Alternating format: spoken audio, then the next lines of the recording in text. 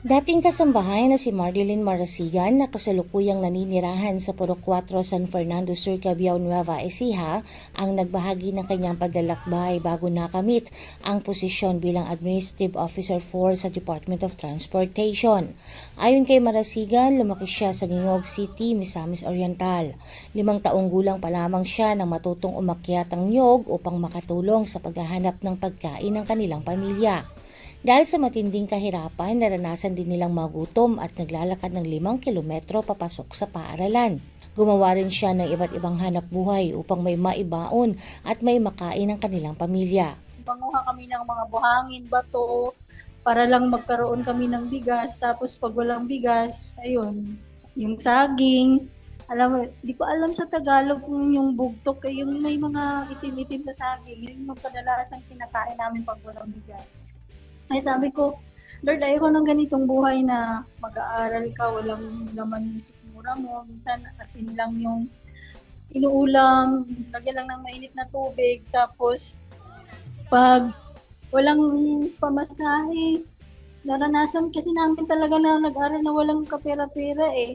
Ano lang, maglakad ng 5 kilometers. Elementary ko, 5 kilometers yung nilalakad namin. Dahil sa kakapusan sa buhay, naging working student at kasambahay siya sa iba't ibang lugar. Kasabay nito, pinagsabay niya ang pagtatrabaho at pag-aaral hanggang natapos niya ang kursong Bachelor of Science in Business Administration. Samantala, dumaan din siya sa iba't ibang pagsubok, kabilang dito ang pagkamatay ng kanyang kapatid, mabaon sa utang at malaglag ang dinadalang sanggol. Hindi rin niya agad na ipagpatuloy ang master's degree dahil sa pandemya at problemang pinansyal, kaya inabot ito ng halos 6 na taon at 9 na buwan. Gayunpaman, hindi siya sumuko sa kanyang pangarap dahil sa kabila ng lahat, nagtapos siya ng master's degree noong Agosto 25, 2025. Anya, pangarap pa rin niya makapag-board examination at maging permanenteng kawani sa serbisyo publiko upang mas marami pa siyang matutulungan.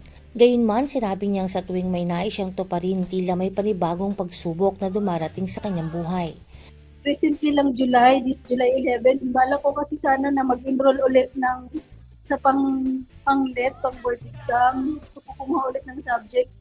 Pero bakit every time na may plano ako, parang sina-challenge ako, sinusubok ako. Sabi ko na may stroke yung papa ko. Sabi ko, gusto ko talagang makatipid ng board exam para makaano kasi job order lang ako dito, hindi ko maipasa-pasa yung civil service. Pero bakit sina-challenge ako lagi? Sabi ko nga,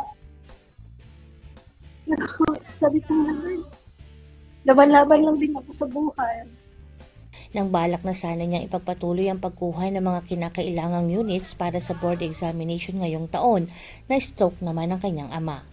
Dahil dito, pinagpaliban muna niya ang plano upang unahin ang kanyang pamilya. Ngunit sa kabila nito, hindi siya nawawalan ng pag-asa. Anya, ang mga bagay na hindi nila naranasan noong bata pa sila, tulad ng sapat na pagkain, simpleng pagdiriwang ng kaarawan, at pagkain ng cake ang nais niyang maiparanas ngayon sa kanyang pamilya. Hangad din niyang maibahagi ito sa iba pang batang nangangailangan. Sabi ko nga, Lord, yung mga bagay na hindi ko naranasan noon, if you bless me financially, ipaparanas ko sa mga taong gusto kong makaranas, lalo na sa mga bata. Kasi kami noon, tuwang-tuwa na yung mga bata makakain ng tinapay. Kaya gusto ko continue kasi ang hirap kasi kailangan mong magnakaw dun sa mayaman para makakain ka ng tinapay. Isipin mo yung 2 pesos na tinapay lang, inanakaw mo pa ng niyog yun. Kaya yun ang naging desire ng puso ko. Naniniwala siyang hindi hadlang ang kahirapan sa pag-abot ng pangarap.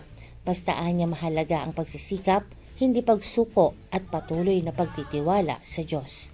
Wala nagsasabi pala, scholar pala siya ni Lord. Kasi kaya nga sabi ko nga ang mensahe ko lagi. Kaya yun dun sa PRC, na buti nga lang na picture yung scholar ako ni Lord. Sa panahon na walang-wala ako, sa Lord lang ako humingi. Lord lang ako nag-ano ng guidance. Kasi talagang hindi mo kaya pag sarili mo lang. Kaya kung galing ka sa hirap, hindi hadlang yun. Marami namang nakatapos na galing sa hirap. Kasi magsipag lang sa buhay, kapagmahal sa magulang. At kung huwag kang titigil, huwag kang susuko, darating din yung breakthrough sa atin. Jovelyn Astrero para sa Balitang Unang Sigaw.